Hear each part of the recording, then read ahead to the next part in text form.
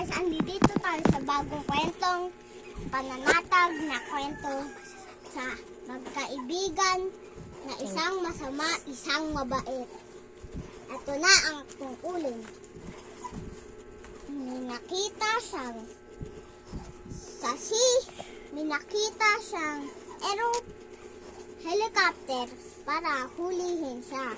So dito siya nakakulong kasi siya ay nagnakaw sa isang N. At saka, eto na ang pangyayari. Kasi sabi ng kaibigan niya, pwede na daw magnakaw. At saka, nga na binuksan to bangko. Dito tumunog ang alarm earthquake para hulihin siya. At ito na nga ang nangyari. Nahuli siya dahil siya ay nagnakaw. So dito na siya nakakulong. Andito siya sa N, 'di ba? Pinakita ko na sa inyo 'yon, 'di ba? Dito siya nakakulong at malungkot na mabait na tao umiiyak.